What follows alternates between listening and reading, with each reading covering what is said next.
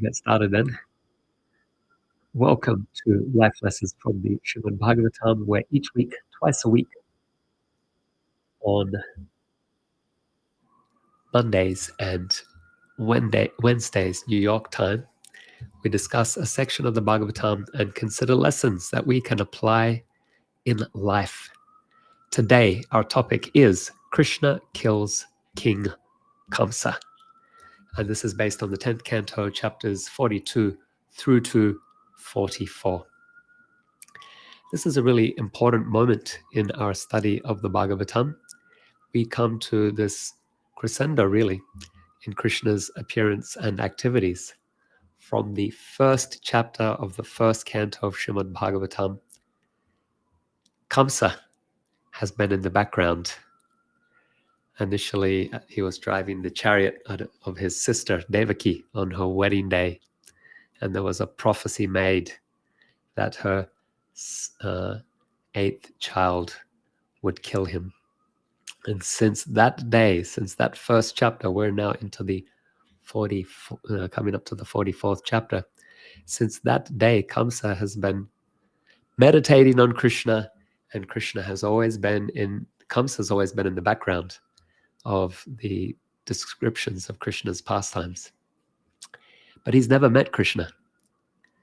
Today we come to the chapter that will close with Kamsa finally meeting Krishna. Krishna and Kamsa come face to face. Before we discuss it, I'd just like you to think about it for a minute. What would you do if you had someone always trying to harass you, always causing you distress, and finally you had the opportunity to meet them and you had the opportunity to take revenge? Would you take it? And if you did punish the person, would it be for the sake of revenge or for justice? So today, Krishna will finally meet Kamsa. He will kill him, but he will do something else as well. He will do something that is quite wonderful. And I'm not going to tell you what that is until we actually discuss that section of the pastimes. So once again, we're discussing Srimad Bhagavatam, Canto 10, chapters 42 through to 44. Om Namo Bhagavate Vasudevaya. Om Namo Bhagavate Vasudevaya. Om Namo Bhagavate Vasudevaya. We will discuss 4 sections today. 1, killing Kuvalia Pida, based on chapters 42 and 43 of the 10th canto. 2, wrestling Chanura and Mustika, based on chapters 43 and 44. Then our 3rd section will be killing Kamsa, based on chapter 44. And our 4th section will be after Kamsa's death, also based on chapter 44. So we begin with this first section, killing Kuvalia Pida.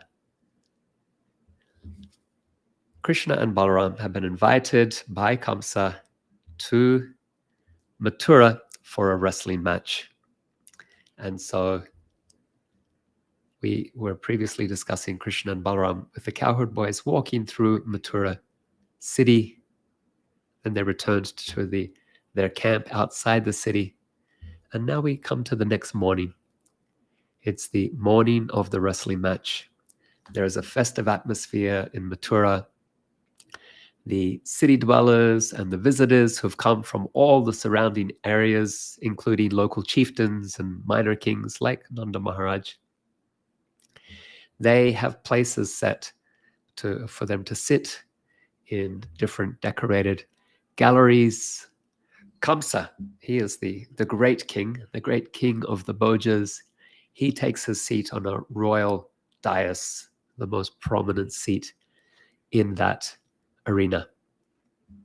And there are musical instruments being played loudly with rhythmic meters, and they're appropriate for a wrestling match. So they create this atmosphere of festivity, but it's like a military type march, military march type music that is being played. And out come these lavishly ornamented wrestlers. They proudly enter that arena with their coaches and they take their places. And specifically, these wrestlers, so famously, it's Chanura and Mushtika, but there are others. There's Kuta and Shala and Toshala as well. They take their places in the center of the assembly.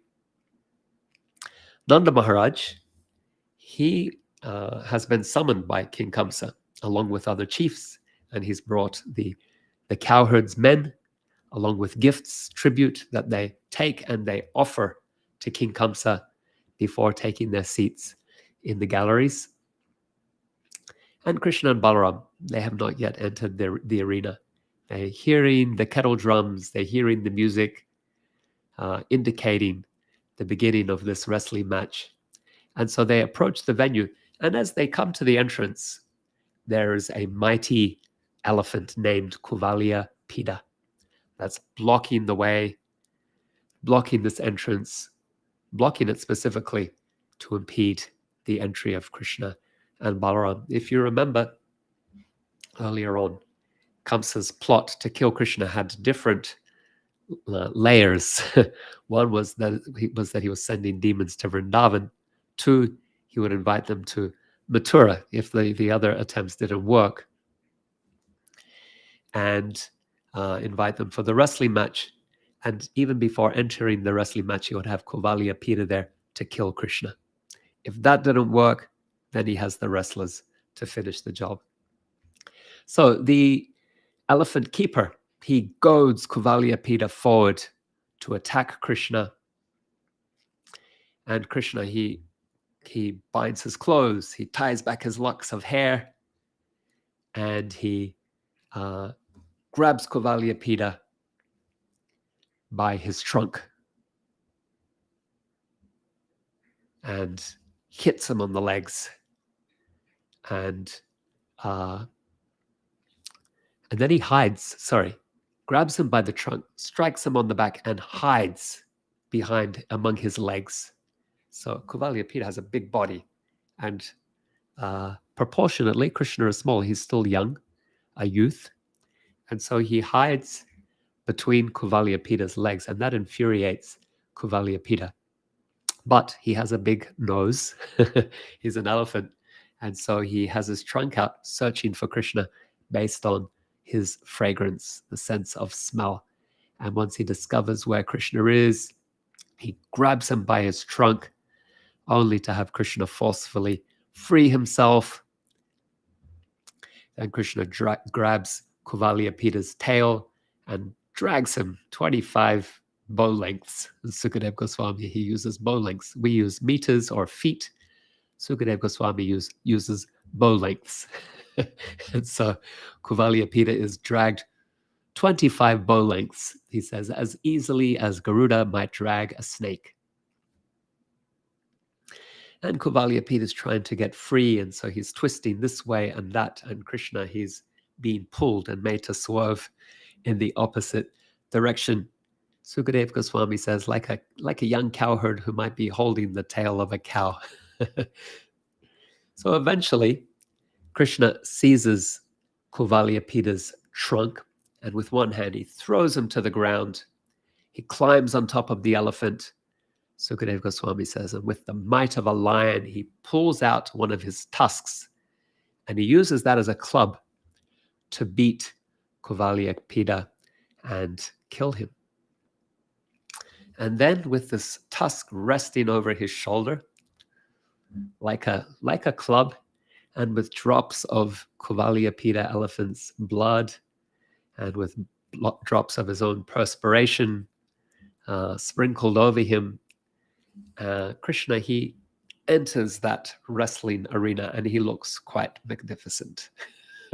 It is a very powerful and profound entry that Krishna makes into that arena. So we can pause here for some life lessons. And one is this: we can reflect on this. Kuvalia Pida's size as compared to Krishna's. So despite Kuvalayapida elephant's enormous size, and that's Kamsa's calculation, mass, power, that's what's going to win at the end of the day. Krishna, he fearlessly engages with the elephant, and he makes that size, in fact, a disadvantage by hiding between Kuvalyapida's legs. So showing us that resourcefulness and adaptability and inner strength, we can even say character, can overcome apparent mass or advantages of apparent mass and size. We also see here something else wonderful. Krishna uses the obstacle as an opportunity. His ultimate victory involves using the elephant's own tusk to vanquish him. We have this metaphor in English of using a thorn to remove a thorn, or that the axe handle will cut down the tree. And so Krishna, he uses Kuvalyapida's own tusk to defeat him. And this teaches us about turning obstacles into opportunities, overcoming challenges by seeing the opportunity in that challenge to then achieve something even more magnificent, even more glorious. So challenges can serve as opportunities or as stepping stones towards growth and towards self-discovery as well.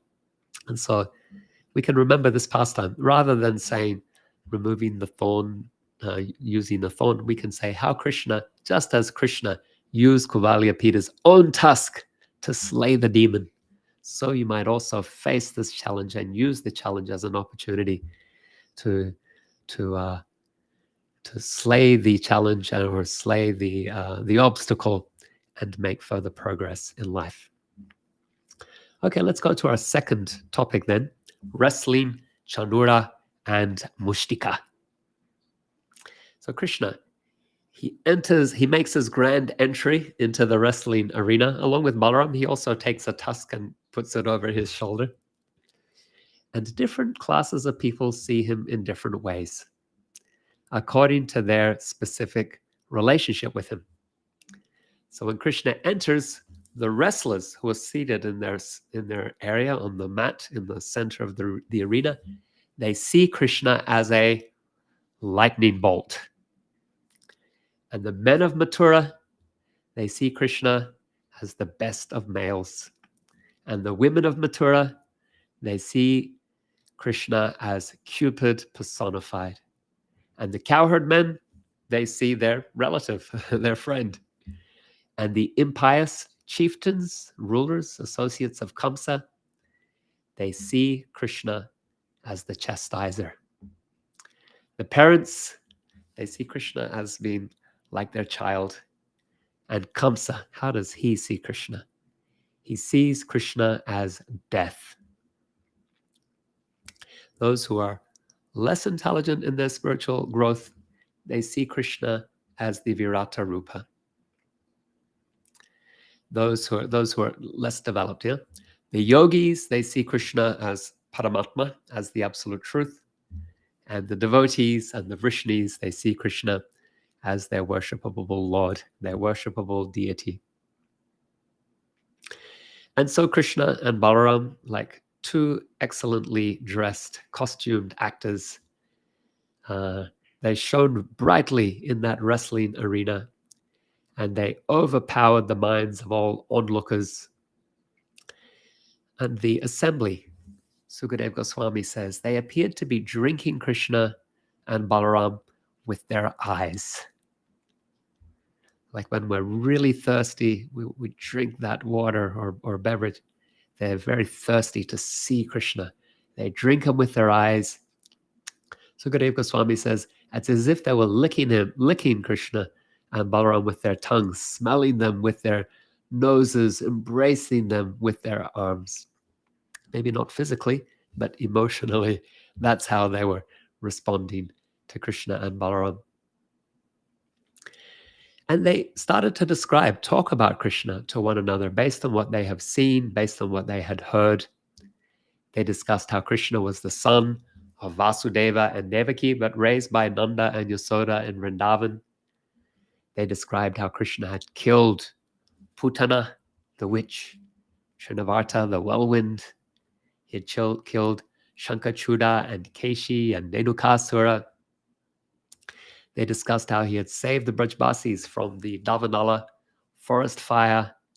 He had saved them from the poison of Kaliya, the multi-hooded Kaliya serpent. How he had saved them from Indra's deluge by raising Govardhan Hill and providing them shelter. They discussed how he had brought pleasure to the cowherd girls, the gopis, and they said how it had been prophesied that under Krishna's protection, the Yadus would attain all glory and power. On Kamsa's order, Chanura and Mustika, they stepped forward to wrestle with Krishna and Balaram. Chanura, he addressed Krishna. He said, "O son of Nanda, O Rama, you two are well-respected and courageous men and are skillful wrestlers. Kamsa, our king, he's heard of your prowess, and thus he has invited you here, wanting to see your skill and talent for himself." He also gave Krishna a little bit of a lecture. He says, "Subjects of the king who try to please the king with their thoughts and acts and words are sure to achieve good fortune. But those who fail to do so surely suffer the opposite fate. Therefore, let's do what the king desires. Everyone will be pleased with us because the king, he embodies all the demigods, he embodies all beings." Okay, how does Krishna respond to this challenge? Krishna said, he approaches with humility. He says, well, we are just forest dwellers. However, yes, we are subjects of Kamsa, the Bhoja king. Therefore, we must satisfy his desires. We are not professional wrestlers as you, but by fulfilling his desire, we will get great benefit. We're also just children. And so in principle, we should be we should be wrestling with other children.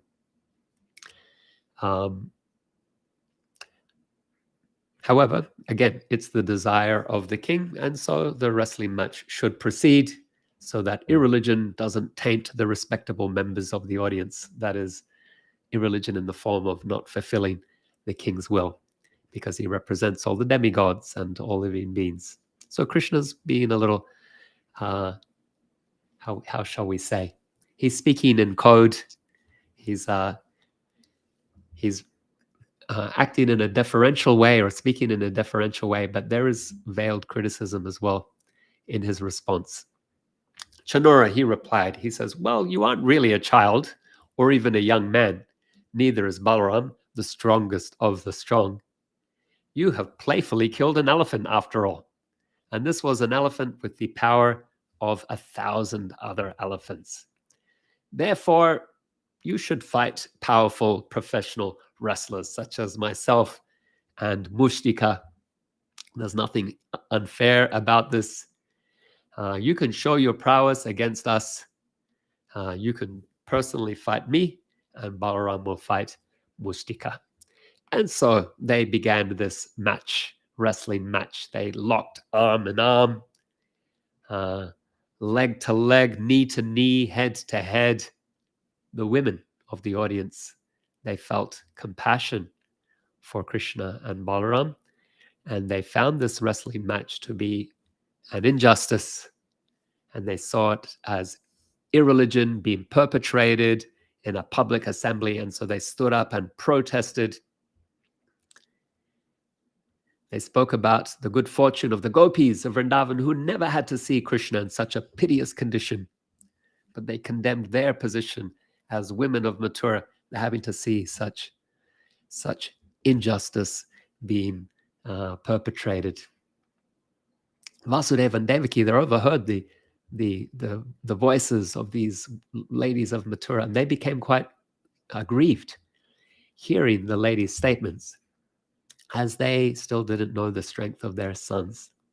And as these women were talking, Krishna decided, okay, I better make them peaceful by killing my opponent, Chanura. And so after showing his expertise in wrestling and enjoying the fight, Krishna and Balaram, they killed Chanura and Mustika, respectively. I'm really sorry. My phone, my doorbell is ringing. So I'm just going to go and press the buzzer. Excuse me.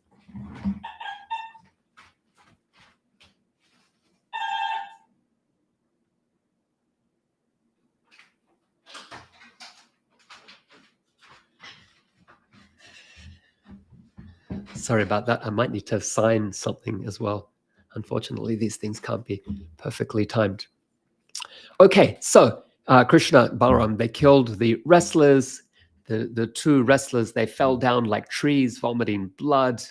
Balaram, he also killed another wrestler named Kuta. Krishna, he killed Shala and Toshala. And the remaining wrestlers, they all fled for their lives. And Krishna and Balaram, the cowherd boys rushed forward to embrace Krishna and Balaram and congratulate them. And they danced, and everyone was very happy. They applauded in the arena at the great power of Krishna and Balaram. Everyone was happy except, guess who? Yes, Kamsa. Okay, so we can pause here once again. One lesson for you and I is seeing how Krishna is the embodiment of all relational exchanges, of all rasa. Sridhar Swami notes how there are 10 different moods of relationships indicated in Krishna's entry into the arena. There's fury, felt by the wrestlers. There's wonder that's expressed by the men. There's conjugal attraction expressed by the women. There's laughter by the cowherd boys. There's chivalry by the kings. There's mercy by parents. There's terror by Kamsa, ghastliness by those who are unintelligent, peaceful neutrality by the yogis, and loving devotion by the Vrishnis and devotees. Another lesson for us is that although Krishna may appear as, to some, as death or as ghastly,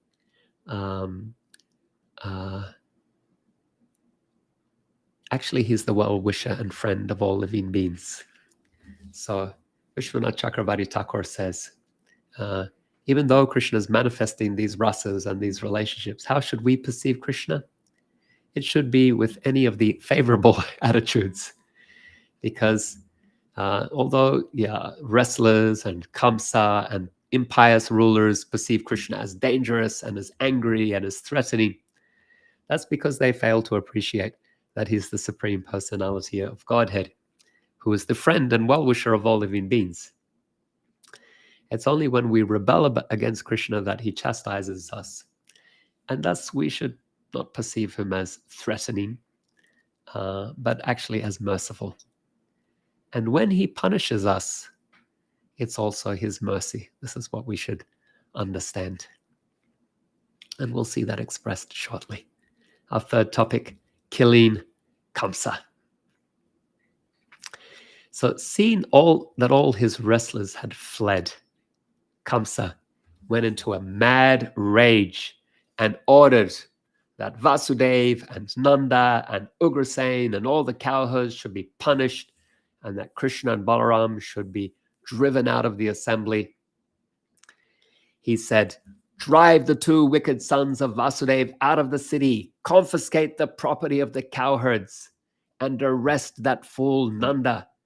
Kill the most evil Vasudev and kill my father Ugrasen along with his followers who have all sided with the enemies." You can see he's lost control here.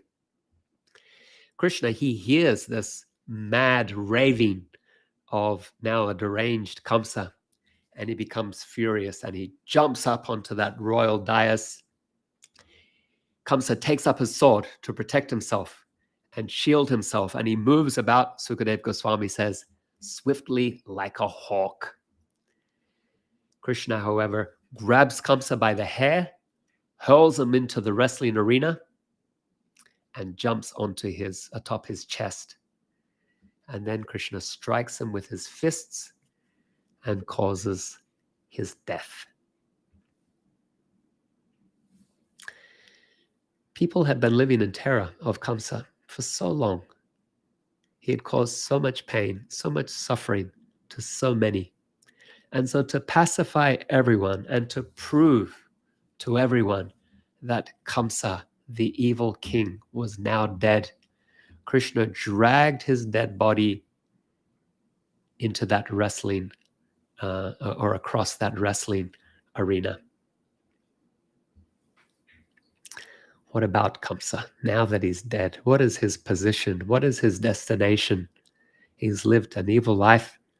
He's always seen Krishna as an enemy and tried to kill him. The amazing thing is that he was constantly thinking of Krishna because he was always disturbed by the thought that Krishna would kill him.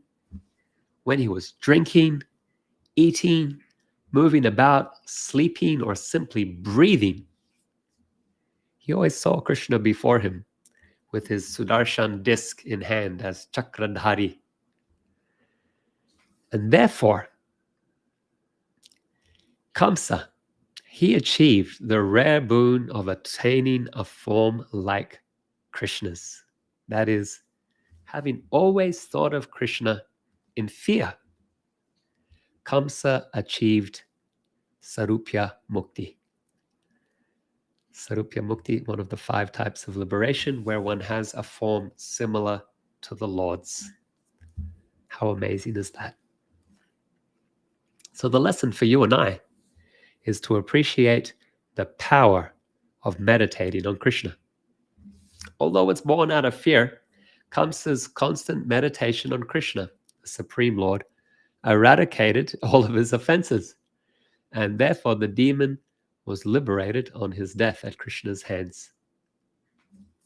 What then can be said of the destination of those who always at least strive to think of Krishna in love and devotion? A lesson for you and I: let us strive to always think of Krishna in love. Okay, we come to the last part of our discussion today, the 4th part, and it is after Kamsa's death, based still on chapter 44 of this 10th canto. Kamsa had 8 brothers, and they attacked Krishna after Kamsa had been killed. But Balaram, he was there. Balaram is Krishna's older brother, and he's often in the role of Krishna's protector. And so while Krishna was dealing with Kamsa, Balaram was on guard. And as Kamsa's 8 brothers attacked Krishna, Balaram, he dealt with them using his gada, using his club. Kamsa's wives, they lamented his death, and Krishna consoled these widows. He also had the funeral rites performed for Kamsa and for his brothers as well. Krishna released his parents, Vasudeva and Devaki. And how did they reply? How did they respond? Vasudeva and Devaki, they stood with folded palms, offering their respects, knowing that their son was the Supreme Personality of Godhead. How do you think Krishna felt about this reverential attitude of his parents? He didn't really like it. Krishna wants to experience the love of his devotees in different moods, in different rasas. And here, this reverence of his parents is inhibiting their parental love, their expressions of parental affection. And so Krishna, he sought to evoke their parental rasa. He addressed them as, "Dear mother, my dear father," he said, "because of us, your 2 sons, you were always in anxiety, and you could never enjoy our childhood or boyhood or youth." He said, "Dear mother and father, please forgive us for not serving you.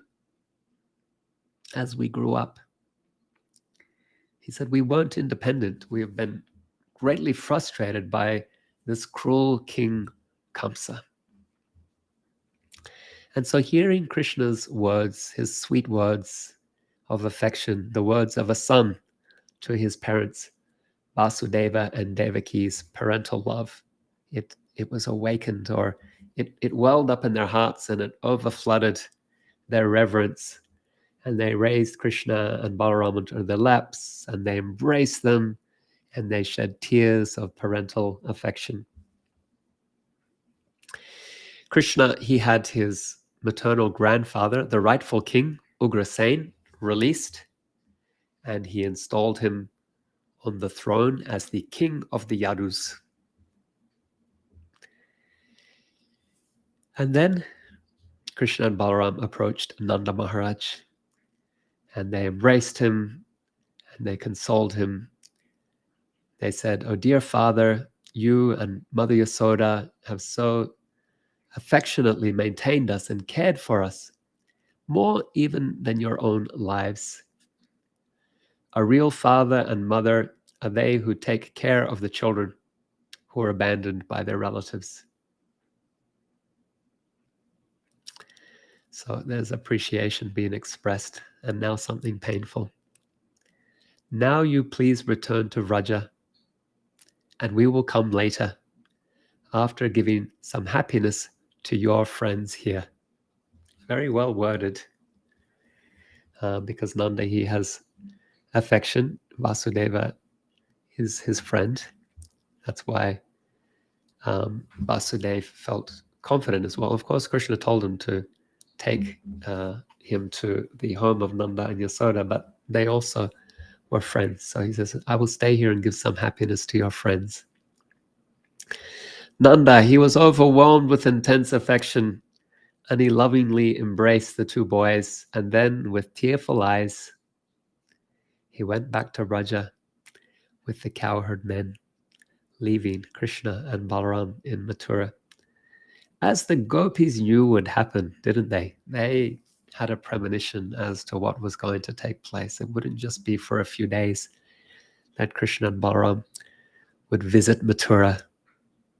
They knew that Krishna was leaving Vrindavan. So, some lessons for you and I. One is we can see Krishna's compassion for the queens. Kamsa's widows are lamenting and crying, and Krishna, he expresses empathy for them. He consoles them. So despite the enmity between him and Kamsa, or the enmity that Kamsa had towards him, Krishna consoled, and he performed the last rites for the king, teaching us that in moments of loss and sorrow, displaying compassion and offering solace can help heal wounds and bring closure.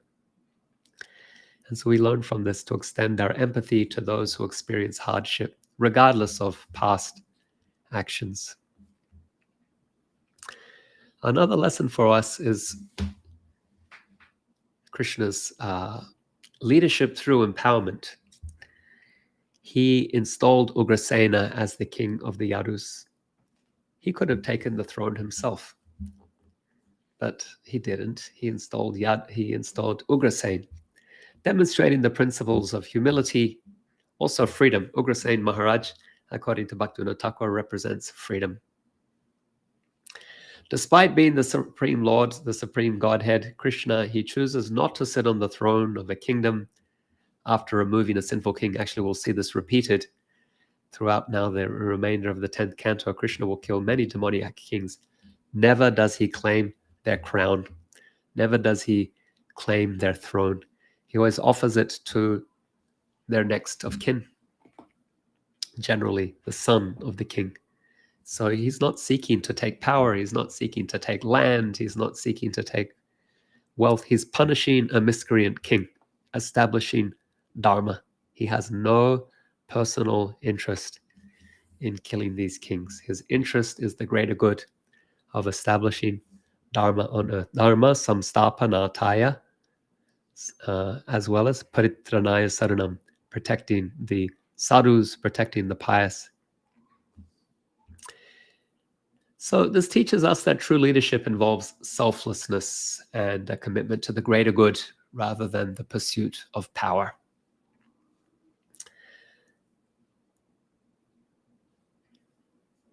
We also have Krishna expressing gratitude to Nanda Maharaj, emphasizing the deepened affection and the appreciation that he has, reminding us to express our love and appreciation to those who have played a significant role in our lives, acknowledging their sacrifices and expressing our affection. What about Krishna's not returning to Vrindavan? How could he do that to Nanda and Yasoda? How could he do that to the Brajbasis if he was feeling grateful to them?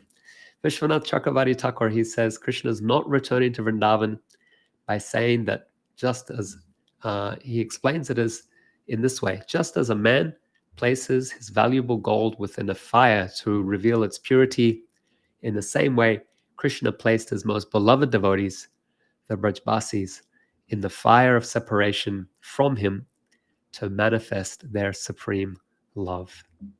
That is wonderful. So, once again, today we've been discussing the 10th Canto Srimad Bhagavatam, chapters 42 to 44, concerning Krishna's killing King Kamsa. And I'll offer a summary in the form of a prayer. Beloved Krishna, at the entrance to the wrestling arena, where you stood face to face with the immense might of an elephant named Kuvalia Pida, your ingenuity shone brilliantly. As you fought with it, you astutely concealed yourself between the legs of this gigantic beast, turning its formidable size and strength into your own advantage. What's more, you skillfully employed the elephant's own tusk to secure victory. Through this remarkable feat, you unveiled a timeless truth that challenges, no matter how imposing, can be harnessed as invaluable stepping stones, leading to opportunities for personal growth and profound self-discovery. Within the wrestling ring, a stage of myriad relationships, we encounter the essence of your being. You are the embodiment of all relational exchanges, reflecting the intricate tapestry of connections with living beings. Through various emotions, fury, wonder, conjugal attraction, laughter, chivalry, mercy, terror, ghastliness, peaceful neutrality, and loving devotion, you teach us the profound diversity of your loving exchanges. Yet, beyond these multifaceted connections, you are, above all, the friend and well-wisher of all living beings. People may perceive you differently, tainted by the colors of their own hearts. The wrestlers saw a challenge, Kamsa felt threatened, and the rulers misunderstood your intentions. But within your divine essence, you are eternally merciful, even when your chastisement guides us towards the path of righteousness. When the tyrant Kamsa met his final fate, your divine play illuminated a powerful lesson, the transformative power of meditation on you. Born from fear, Kamsa's unceasing contemplation of you ultimately liberated him from his offenses. It underscores the profound potency of contemplating you with love and devotion, inviting us to think of you ceaselessly with love, recognizing the transformative influence it can exert on our lives. In the aftermath of Kamsa's demise, your compassion and empathy shone brightly. You consoled the widows, even when enmity had long defined Kamsa's relationship with you. This act imparts a profound wisdom that in times of grief, extending compassion and solace can mend wounds and offer closure. May we too learn to empathize with those in distress, regardless of their past actions. Krishna, your leadership exemplifies humility and unwavering commitment to the greater good. You declined the throne of a kingdom after vanquishing a sinful king, empowering Ugrasen to lead. Your example teaches us that true leadership is marked by selflessness and devotion to the welfare of all, transcending personal ambition. Your recognition of the sacrifices made by Devaki and Vasudev and your heartfelt farewell to Nanda Maharaj resonates deeply within our hearts. It emphasizes the boundless affection and gratitude inherent in spiritual relationships. May we, too, express our love and appreciation to those who have shaped our lives, acknowledging their sacrifices and showering them with affection. Krishna, as you embrace these experiences, you unveiled profound lessons. Just as gold is purified by fire, we stand before you, dear Krishna, embracing these teachings and offer our gratitude for your eternal guidance and boundless love. Okay, so thank you once again for your presence. Let me acknowledge some of you who arrived after I started speaking. And if you have any questions or reflections from our discussions today, put them in the chat and we can discuss a little further as well. So Janavamata is with us from Dunedin. It says, greetings from the land of the long white cloud, Aotearoa, Gorabak Davinda Ki Jai. That's New Zealand, for those who don't know. Monica Sharma's with us from Sydney, Australia, says, Hare Krishna Prabhu. Welcome, Monica Sharma. Thanks for being here. Joni is with us from Murwillumbah. Joan says, Haribol. Thanks, Joan, Murwillumbah, Australia. Raja Lakshmi is with us from Brisbane, Australia. Raja Lakshmi says, Hare Krishna. Thanks for being here, Raja Lakshmi. And my greetings to your husband, Shakirai, as well. Greetings and humble obeisances. So I believe this is Subbalakshmi. Says, finally caught to live. Thank you for your talks, Prabhu. Subbalakshmi joining us from Sydney, Australia. Thanks for being here, Subbalakshmi. I'm so glad that you could join us at a different time, right? So maybe that's easier for you. My wife, Shri Gandharvika, joining us from New York City, I guess on the way home from work today, from the hospital. Shri Gandharvika says, Haribol, Haribol, Shri Gandharvika. So glad you could be here. Catch this class, I guess, on your commute home. We have Sunny Tucker joining us, says, Hare Krishna Prabhu, Adi Badri. So glad you could be with us. Adi Badri joining us from Peru. Last time I saw you was in Lima, Peru. Adi Badri, we were in Mexico last weekend, Friday, Saturday, Sunday. We had a Sadhu Sangha Kirtan festival. It was amazing. I'm just telling you that because that was my first time in Mexico, but it was nice being in Latin America again. Janavamata joining us again from Dunedin in the South Island of New Zealand says, Hare Krishna Prabhu, thank you as always for inspiring and uplifting us with these transcendental treasures. So many helpful and enlightening lessons. What to speak of the sheer joy of hearing these wonderful pastimes. It's so comforting to know that. And that's where, as much as can be displayed online, but I can read it here. So let's see. So it's so comforting to know that we are always protected by our beloved Lord Krishna and Balaram. How kind he is that he even blesses the envious demons like Kamsa. Yeah, absolutely. One question for you. Srila Prabhupada says that we should worship the deities in a mood of awe and reverence, but when we hear these wonderful, heartwarming pastimes, our hearts seem to love Krishna and co-associates in a much more intimate and natural way. Is that okay, even in the neophyte stage? Great question, Janavamata. So, yeah, it's a good question. And I think this instruction of Prabhupada can be sometimes confusing for devotees and it might be misunderstood. And here is how I'll explain it. So deity worship must be performed according to the directive of Shastra. That's the awe and reverence. So there's a formality to how we wake up the deity, to how we worship the deity, the mantras that we chant when we offer different upacharas. That's the formality. That's the awe and reverence, because it is the Pancharatra system. So the Pancharatra system, it is a formal ritual process. And so therefore Prabhupada said, in the mood of Lakshmi Narayan. In the mood of Lakshmi Narayan, because that is the nature of deity worship.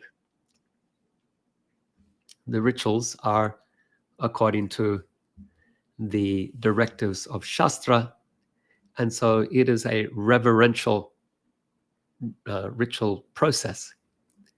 What the devotee feels in the heart, however, may be very intimate and may be very affectionate. It's not that we see Radha and Krishna think, oh, there's Lakshmi Narayan. No, they are Radha and Krishna. And our affections are there for Radha and Krishna. We see them and we remember, as you say, we remember their pastimes in Vrindavan. We remember Krishna's flute playing. We remember that Krishna is Gopala and Govinda, the one who gives pleasure to the cows and protects the cows. We remember that he's Gopi Janavalabha, the lover of the gopis. We remember that he's Nanda Nandan and Yasoda Nandan, the son of Nanda and Yasoda. So we remember all these things and we feel affections for Krishna that are personal and intimate, and we reveal our heart to Krishna. And we ask for guidance and direction and protection. So this is all intimate, informal, and maybe spontaneous.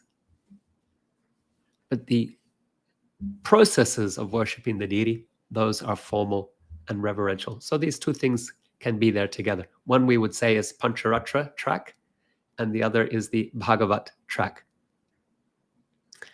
Pancharatra and Pancharatrika Marg, Bhagavat Marg, they can be compatible, and we can use the two together. So the Bhagavat Marg, it is more spontaneous, and it is more an affair of the heart.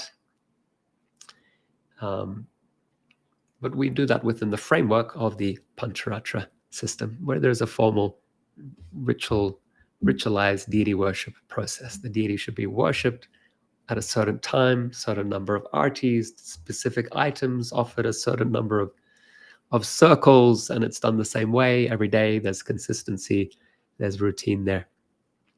So thank you for the question. I hope that clarifies. Amiyatma Prabhuji joining us from Christchurch, New Zealand, says, Prabhu, hearing you sharing about Krishna's exchanges helped me to appreciate how expert Krishna is in reciprocating with his devotees according to their desires and attachment to him. And obviously the reciprocation sometimes, that reciprocation is sometimes to increase the attachment.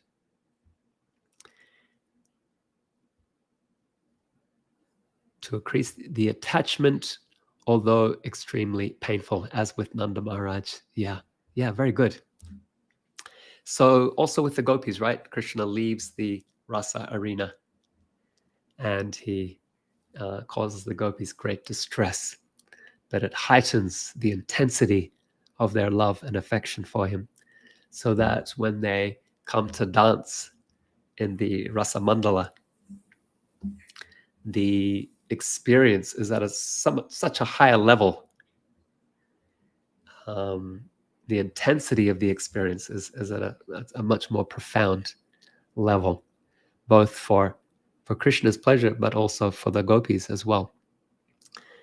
There's been purification, there's transformation that's happened through that process.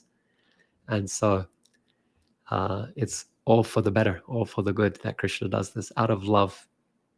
Thank you for that, Amiyatma. How expert Krishna is at reciprocating with his devotees. Very good. Namachintamani is with us from Melbourne, Australia. Namachintamani says, Hare Krishna Sri Prabhu, my obeisances. Thank you for the nectar. Krishna is amazing. Thank you for highlighting the life lessons, invaluable The climax of Krishna killing Kamsa reminded me of this beautiful verse that my Gurudev recommended. So this feature of putting the chat on the screen doesn't really help that much, right? Because you have deep insights to share, and it's not enough to fit on the screen. So here's the verse that my Gurudev recommends to chant every day upon waking up. It's from 10th Canto, chapter 90, verse 48. And here it is. Lord Sri Krishna is he who is known as Jananivas, the ultimate resort of all living entities, and who is known as Devaki Nandana or Yasoda Nandana, the son of Devaki and Yasoda. He is the guide of the Yadu dynasty, and with his mighty arms he kills everything inauspicious, as well as every man who is impious. By his presence he destroys all things inauspicious for all living entities, moving and inert. His blissful, smiling face always increases the lusty desires of the gopis of Vrindavan. May he be all glorious and happy. Wonderful. Yeah, thank you for sharing that, Namachintamani. Wonderful verse. And so, your Guru Maharaj, Vaisheshika Prabhu, he's recommended that devotees chant this every day. We can take note. Srimad Bhagavatam, Canto 10, chapter 90, verse 48, for those of you who would like to follow up and make that verse a part of your daily sadhana. Arti is with us. Arti says, Hare Krishna, thank you. Thanks for being with us, Arti. We're grateful to have your presence. Janavamata says, your prayers just get sweeter and sweeter. Thank you. Thank you, Janavamata, for your encouragement, as always. Seva Devi says, Hare Krishna to all. Thanks for being here, Seva Devi and Seva Puri. Thank you for posting the prayers and illustrating the prayers. Always grateful to you. Suniti says, thanks for such nectar.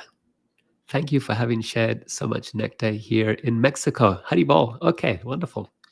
Suniti is joining us from Mexico after our Sadhu Sangha retreat there over the weekend.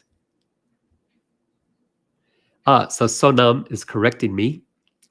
So I addressed her by one name, but she's correcting me. It says, I am Shaki Swarup Devadasi from Canada, Toronto. Sonam, I'm really sorry. I confused you with the devotee in Sydney with similar or even the same name. So yeah, I apologize. Shaki Swarup Devidasi from Canada, Toronto. Thank you for being here. Shaki Swarup, I'm grateful for your presence. And thank you for correcting me as well. I appreciate that. Alicia says, thank you for the wonderful class. Adi Badri says something that I don't understand. So, Jaibui Ka.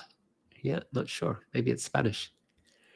Rico Dardas is with us from Canada. Thanks for joining, Rico Dara. Adi Badri says, we hope we can have your association again in Peru. Thanks for wonderful class. My eternal obeisances to you. Thank you, Adi Badri. I'm so grateful that you could, again, grateful that you could join and connect here. And it would be nice to visit Peru again. So Janavamata says, replying to Janavamata. So let's see, replying to Janavamata, thank you for such a balanced and thoughtful answer. What about serving deities at home? Home standard required? Yeah, good question. So even at home, there is still a formality in dealing with the deity. Not as formal as the temple, because the temple has a certain standard. Nonetheless, the principle of deity worship, of inviting Krishna to be present in a form of metal or wood or stone or whatever the case may be, it is a formal process. And so we, even in the home environment, we should follow the basic principles of the Pancharatra Vidhi. It might be a little more flexible, quite a bit more flexible than the temple standard. Still, it is a formal process. Jaya Shri Radhadasi says, thank you very much, Prabhu. As I'm hearing this, I hear something on the altar just now. Confirmation. Wonderful. Thank you for sharing that. And then Jai Shri Radha has another Jai Shri Radha has another comment. Replying to Jai Shri Radha Devi Dasi, Hare Krishna, please accept my humble obeisances. All glories to Srila Prabhupada. Jai. All glories to Srila Prabhupada. Harinam Daya Sindhu's with us from Sydney, says Jani Tai. And Adam. Adam is with us from Poland. Great to have you here, Adam. It's been a while. Actually, I know you were on the class last week as well. I saw afterwards. So thanks for joining, Adam. Grateful to have you here. Harinam Ji, thanks for tuning in.